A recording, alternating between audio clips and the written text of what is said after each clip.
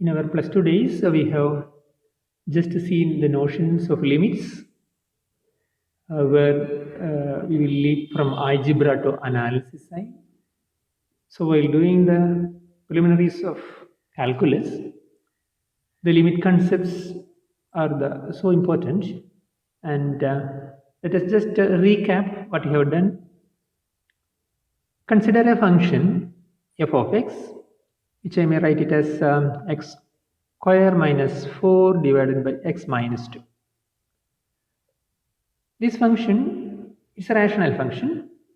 It is defined everywhere except at x equals 2. Let us look at the behavior of the function whenever we are nearing 2. At 2, the function is not at all defined. It is not in the vicinity of the definition of the function, the domain of definition.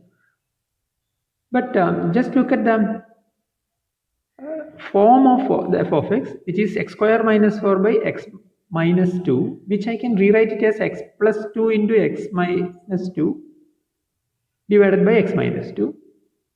Then, since it is, if you are not allowing x equals 2, we can cancel off these x minus 2's because if our x is away from 2, this is well defined. And we are going to get f of x behaves exactly like x plus 2 now. But f of x equals x plus 2. We know that it is y equals x plus 2. This is a well-known function for us. It is just a straight line.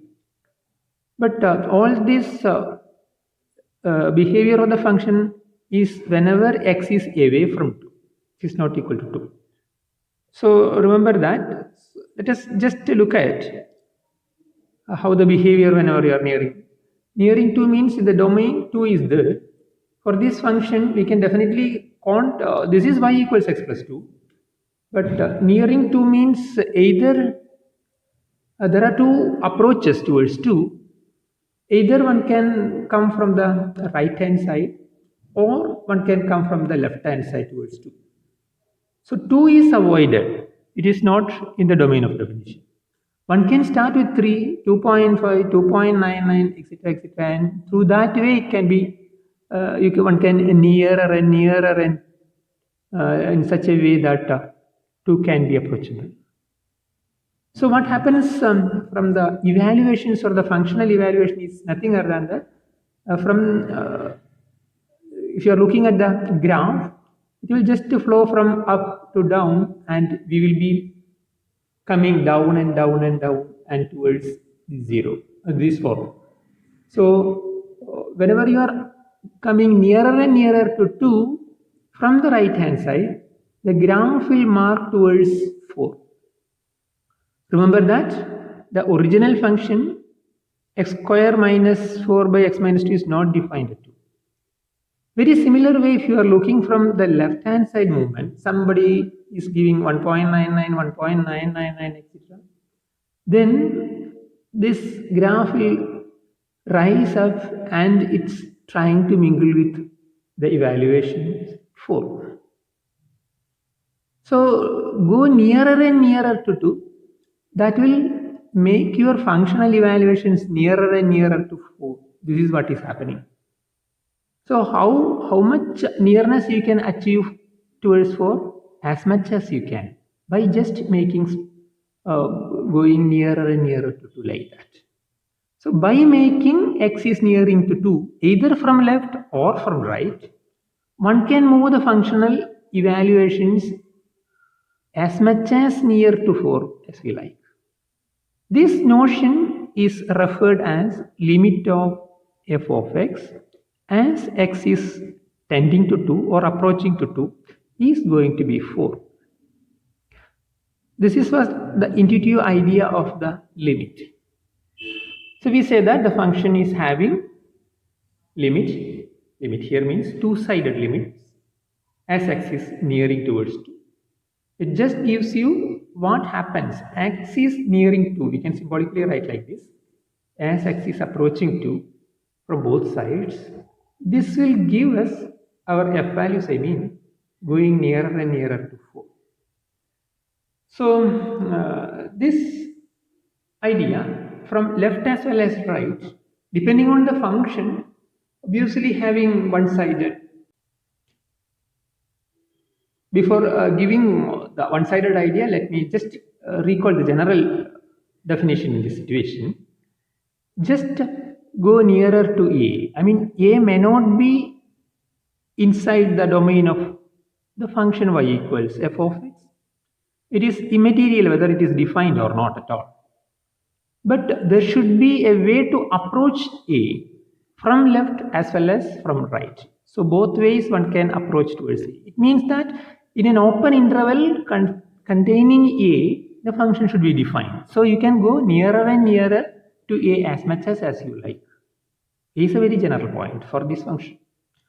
So once it is sure that whenever you are moving towards A from the right, the graph in this situation flows down and mingle with the evaluation L. So it's compressing from coming from up to down like this. Now, very similar way, if you are approaching from left to A, then the graph actually rises and mingles with this L again, which says that go nearer by making nearer and nearer to A, one can go nearer and nearer to the real number L, which is the idea what we have already defined. Limit of f of x as x nearing towards or approaching or tending towards A is L. So this is guaranteed by nearness towards the input A, towards the A, we will get f of x nearing towards the real number L. F may not be defined at A, that is most important. Even if it is defined, that value is not going to give any role in this in the definition of limit. This is the two-sided way of, or we will say that it is exists, the limit exists at A. Now, a situation may arise whenever you are considering a point A, but all the right-hand side values, I mean, for example, our greater values, through the greater values, we can approach A. Such a situation also may come. For example, if I am considering a function y equals f of x like this, the graph is given like this. The input values are from the right only. We can't approach A from left. It is, once again, remember that A may not, at A, the function may not be defined. It doesn't matter. So if you are moving from right and the graph in this situation flows down to L, so we will say that limit f of x as x is approaching from right to A is L. This is how the right hand side limit is defined. So limit f of x as x tend to A plus we will write is going to be L. A is nearing towards A. From the right, it implies f of x nearing towards L. As much as close to L you can move by just moving x from right to A. Only greater values of A are considered. Analogously, one can define the left-hand side limit too. Suppose my function is like this, y equals f of x is defined like this. So A is somewhere here. That at A, function may not be defined, we don't consider, but you have a way to approach A from the left. Then from the graph it is clear that it is coming down and down and down, and obviously it takes x nearing towards L. So we will say that limit of f of x as x tends to A minus is L in this situation.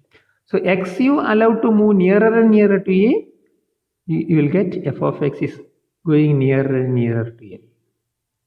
As much as you like. This is the situation. So whenever we say that a limit exists, generally speaking, in an open interval containing A, you have two ways of approaching from either from left or from right. So two-sided limit in that case exists. We say that particular value L is the limit. Also, it may come from the right-hand side limit only, left-hand side limit only. So this what we have done in our +2 days, but obviously These notions will help us, at least graphically, the intuitive idea like this will help you a lot, and we will discuss it. We have already introduced the concept of limits. So the function is defined in an open interval containing a. So it is defined everywhere in the neighborhood. I mean, open interval containing a, except possibly at a itself. Then we say that a f of x is having the limit L as x is nearing towards a or x tends to a. If and only if the f values can be made as close to L as much as near to L by making x sufficiently close to A. But whenever you are making the input x sufficiently close to A, you have to remember that either from left or from right you can make it. So two-sided way you can approach it, and the function is approaching this real number L. In that case, we used to say that it is having the limit L. The f of x is having the limit L. It's a two-sided limit concept. If it is working only on the one side, we can analogously we have defined limits from the right as well as limits from the left. So limit of f of x as x is nearing towards a from the right, it is denoted in these notations. Whenever you are approaching a only from the right, input values are just greater than a, but you have a freedom to reach towards a. So it should be the domain also should be defined in such a way. The right side of a, it is defined, not possibly at a. So you can just come very near to a as much as you wish. And if you are sure that f of x is nearing towards L, then you say that it is the function is having the right hand limit as L whenever as x tends to a, plus we used to say right. Very similarly, if your function is defined very near values left to a, that is possibly a open interval left to a, not it is except possibly at a always. You are not worrying about what happens at a, but nearing to a from the left. That is what is denoted by x tending to a minus. So f of x is said to have the left hand side limit as capital L. You approach your a from left in the domain, then in the range or the codomain, what happens is your f of x values can be made as close as L as you wish. That is what is the whole meaning of left hand side limit in this case. So both right hand side limit as well as left hand side limits we can define, and two-sided limits also we have seen how both approaches agrees and coincident with the same value. That is what is going to happen. So that is a fact, in fact. So that is as a theorem we can write it and prove it if you like. Yeah. So let f be a function which is defined in an open interval containing a. So whenever your function is looked at, again not possibly defined at a. So either you can have from you are approaching to a from right or left. So right limit as well as left limit exist. They are coincident to a value L, and that value is going to be the two-sided limit.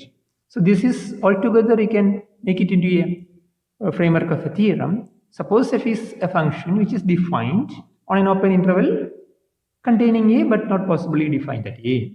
Then f of x, then limit of f of x, you mean two-sided limits in that case, equal to L if and only if both the right hand limit as well as the left hand limit as x is nearing towards a exist and it should be the same L. So we can try some examples. See, one easy example is Heaviside function. The function is defined throughout the real numbers. It is defined for all negative real numbers just 0 and all non-negative real numbers simply 1. So on the graph we look like this. All the left hand side you have to make it 0 up to 0. Then 0 onwards, you have to make 1. This is how the graph looks like for h of x.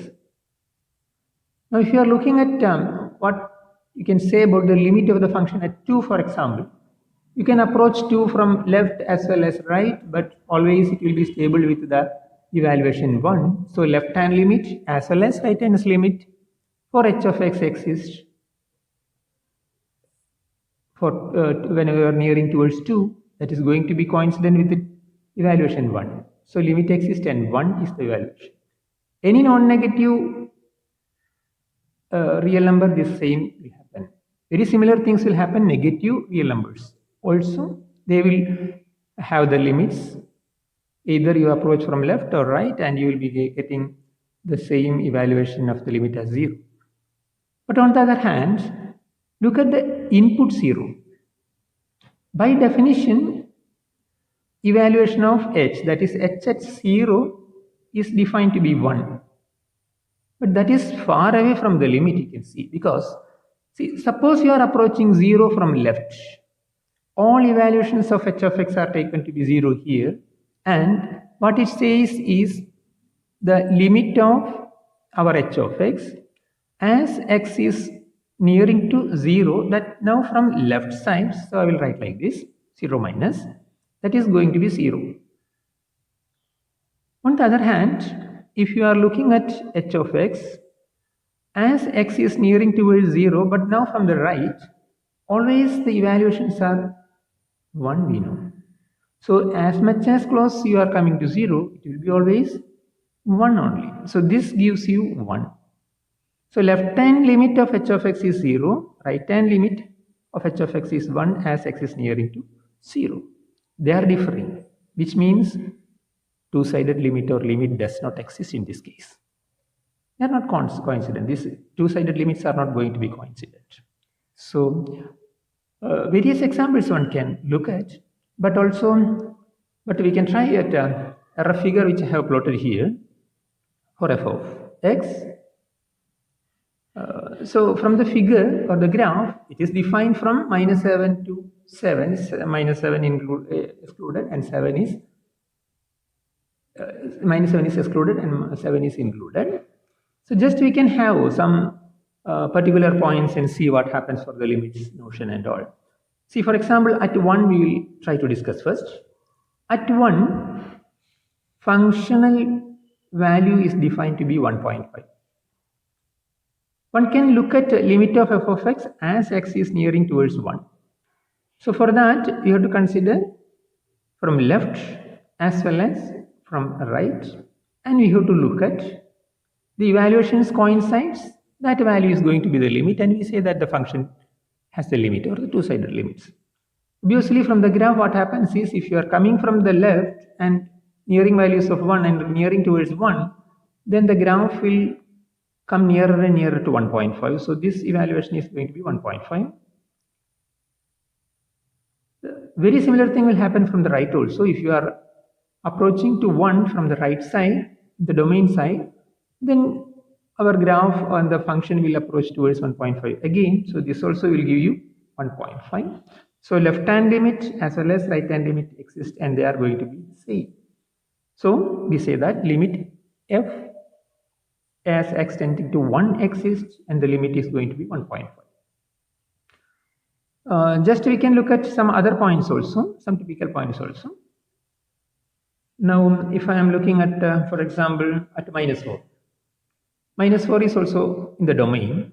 So here, let me check what happens for the limit.